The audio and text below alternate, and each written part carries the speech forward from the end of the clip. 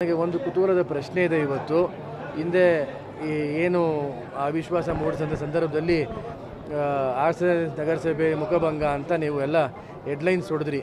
ಇವಾಗ ಅದೇನು ಹೆಡ್ಲೈನ್ಸ್ ಹೊಡಿತೀರ ಅದು ನನಗೆ ಕುತೂಹಲ ಆಗಿದೆ. ನನಗೆ ಇವತ್ತು ಅಪವಿತ್ರ ಮೈತ್ರಿಗೆ ಮುಖಭಂಗ ಅಂತ ಹೆಡ್ಲೈನ್ಸ್ ಮಾಡ್ತಿರೋ ಅಥವಾ ಮಾಜಿ ಶಾಸಕರ ನಡೆ ಯಾವ ಕಡೆ ಅಂತ ನೀವು ಹೆಡ್ಲೈನ್ಸ್ ಮಾಡ್ತಿರೋ ನನಗೆ ಅದು ಸ್ವಲ್ಪ ಸ್ಪಷ್ಟನೆ ಕೊಡಬೇಕಾಗಿದೆ. ಯಾಕೆಂದರೆ ನನಗಿದು ಕುತೂಹಲ ಇದೆ. ಇದು ಅಲ್ಲ ಒಂದು ನಿಮಿಷ ಬಂದೆ ಅದು ಮೈತ್ರಿ ಪಕ್ಷ ಆಗಿದ್ದರೆ ಇವತ್ತು MP ಅವ್ರು ಸಂಸದರು ಬರ್ತಾರೆ, ಒಂದು ನಿಮಿಷ ಬಂದೆ ಸಂಸದರು ಬರ್ತಾರೆ, ಮಾಜಿ ಶಾಸಕರು ಜೊತೆಲಿ ಇರ್ತಾರೆ, ಅವ್ರ ಜೊತೆಲಿ ಜೈಕಾರ ಹಾಕ್ತಾರೆ, ಕುಣಿತಾರೆ, ಗಣೇಶೋತ್ಸವದಲ್ಲಿ ಭಾಗವಹಿಸ್ತಾರೆ, ಜೊತೆಲಿ ಕುಣಿತಾರೆ, ಎಲ್ಲ ಮಾಡ್ತಾರೆ.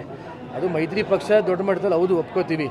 ನಾವಿವತ್ತು BJPನ ಒಂದು ರಾಷ್ಟ್ರೀಯ ಪಕ್ಷವಾಗಿ ಗೌರವಿಸ್ತೀವಿ. ಅದ್ರ ಬಗ್ಗೆ ನಮಗೆ ಭಾಳ ಗೌರವ ಇದೆ. ಬಟ್ ಇಲ್ಲಿ ಸ್ಥಳೀಯವಾದ ರಾಜಕಾರಣ ನೋಡಿದ್ರೆ ನಮಗೆ ದಿಗ್ಭ್ರಮೆ ವ್ಯಕ್ತಪಡಿಸಬೇಕಾಗುತ್ತೆ. ಏನು ನಡೀತಿದೆ ಏನು ಹಾಸನದಲ್ಲಿ ಅನ್ನೋದು ಮನೆ ಶಾಸಕರು ನಮ್ಮ ಎಲ್ಲರೂ ಒಂದು ಗೊಂದಲ ಆಗಿದೆ.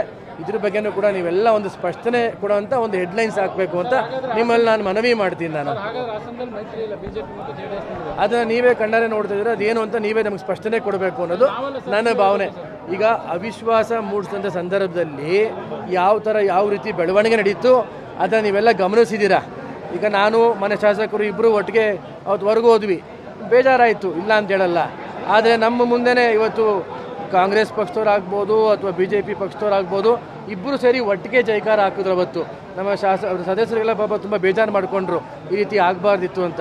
ಬಟ್ ಆದರೆ ಅದೊಂದು ಹೋರಾಟಕ್ಕೆ ಇವತ್ತು ಸದಸ್ಯರ ಒಂದು ಒಗ್ಗಟ್ಟಿನ ಇದಕ್ಕೆ ಪ್ರತಿಫಲ ಸಿಕ್ಕಿದೆ ಇವತ್ತು ಅಂತ ಹೇಳ್ತಾ, ಉತ್ತಮವಾದ ಕೆಲಸ ಎಲ್ಲರೂ ಮಾಡಲಿ, ಎಲ್ಲ ಸದಸ್ಯರು ಪಕ್ಷಾತೀತವಾಗಿ ಕಾಂಗ್ರೆಸ್ಸು BJP ಅಂತ ಹೇಳಲ್ಲ, ಅವ್ರವ್ರ ವಾರ್ಡಲ್ಲಿ ಉತ್ತಮವಾದ ಕೆಲಸನ ಮಾಡಲಿ ಅಂತ ನಾನು ಹೇಳಕ್ಕೆ ಬಯಸ್ತೀನಿ. ಈಗ ಸರ್ ಹೆಡ್ಲೈನ್ಸ್ ಒಂದು ಕಡೆ, ಇನ್ನೊಂದು ಕಡೆ ಈ ವಿಷಯನ ಏನು ನೀವು ಹೇಳಿದ್ರಿ ಆ ವಿಷಯನ ರಾಜ್ಯಾಧ್ಯಕ್ಷರು ವಿಜೇಂದ್ರ ಅವ್ರ ಗಮನಕ್ಕೆ ಪ್ರಾಮಾಣಿಕ ಪ್ರಯತ್ನ ಈಗಾಗಲೇ ಮನೆ ರೇವಣ್ಣ ಸಾಹೇಬರಾಗ್ಬೋದು, ಕುಮಾರಣ್ಣವರಾಗ್ಬೋದು ಎಲ್ಲ ಗಮನಕ್ಕೆ ತಂದಿದ್ದಾರೆ.